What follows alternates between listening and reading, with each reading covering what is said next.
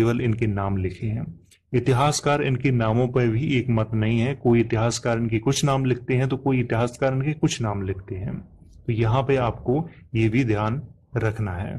विष्णुवर्धन चतुर्थ के द्वारा 764 से 799 ईस्वी के मध्य में शासन किया गया, लेकिन 769 ईस्वी में राष्ट्रकूट राजाओं ने विष्णुवर्धन चतुर्थ को पराजित कर अपने अधीन कर लिया और 769 ईस्वी से 799 ईस्वी तक विष्णुवर्धन चतुर्थ सिर्फ नाम मात्र के राजा रहे, लेकिन असली सत्ता राष्ट्रकूट राजाओं के हाथों में रही।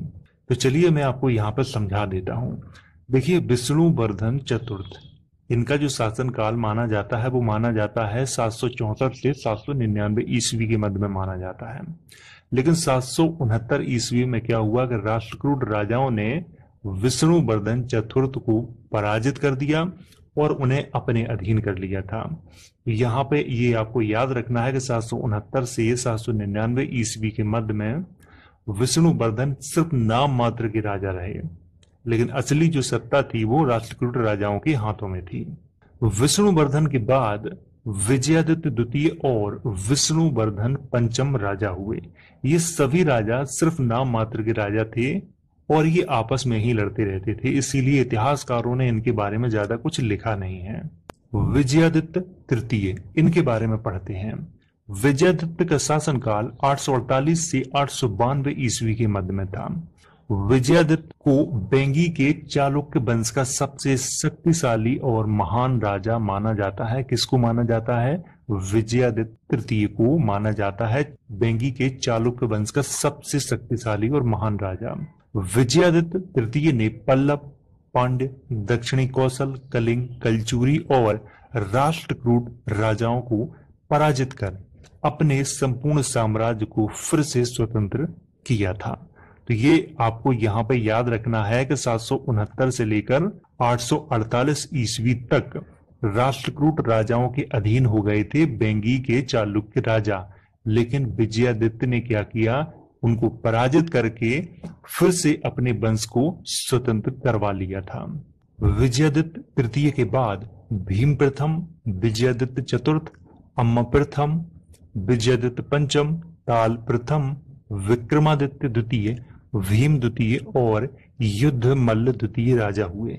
ये सभी राजा सिर्फ नाम मात्र के राजा हुए और आपस में ही ये लड़ते रहते थे।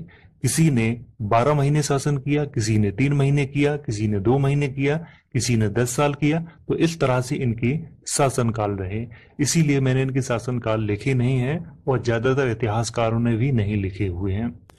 युद्धमल्ल द्वितीय के शासनकाल में राष्ट्रकूट राजा पूर्ण रूप से शक्तिशाली बन चुके थे। युद्धमल्ल द्वितीय के बाद भीम तृतीय, अम्मा द्वितीय, वादक, ताल द्वितीय और फिर से अम्मा द्वितीय, दानार नव और भीम चौड़ा राजा हुए। इस वंश में अधिकतर राजा सिर्फ नाम मात्र के राजा हुए और ये आपस में ही लड़ने वाले राजा हुए। ये आपस में ही झगड़ते रहते थे। तो ये आपको यहाँ पे ध्यान रखना है। चोल राजा राजपाल की सहायता लेकर शक्तिवर्मन प्रथम, जो दानार्नब के पुत्र थे, उन्होंने क्या किया था कि बेंगी पर 999 ईस्वी में अधिकार कर लिया था और चोल राजाओं के अधीन होकर अपना शासन चलाने लगे थे। तो ये आपको यहाँ पे ध्यान रखना है कि शक्तिवर्मन प्रथम किसके पुत्र थे? दानार्नब के ये पुत्र थे। ये आपको यहाँ पे ध्यान रखना है। ये वेंगी के चालुक्य वंश का अंतिम राजा शक्तिवर्मन को ही माना जाता है। आपको ये यहाँ पे ध्यान रखना है कि शक्तिवर्मन प्रथम को वेंगी के चालुक्य वंश का अंतिम राजा माना जाता है। कुछ समय बाद आंतरिक फूट के कारण 10वीं सदी के अंत में बेंगी के चालुक्यों का अस्तित्व ही समाप्त हो गया था। आपको ये यहाँ पे याद रखना है कि 10वीं सदी में इनका अंत हो गया था बेंगी के चोल राजाओं का। तो चलिए मैं आपको थोड़ी और जानकारी दे देता हूँ। बेंगी के चालुक्य वंश का संस्थापक किसे माना जाता है, ये याद रखना है। इसके बाद इनकी राजधानियों को याद रखना है कि राजधानियां कहाँ कहाँ पर थी इनकी, ये याद रखना है। इसके बाद बेंगी के चालुक्य वंश का सबसे शक्तिशाली राजा किसको माना जाता है, ये याद रखना है। और बेंगी के चालुक्य वंश का अंतिम राजा किसको माना जाता है, ये याद रखना है। और आपको कुछ भी याद नहीं रखना है।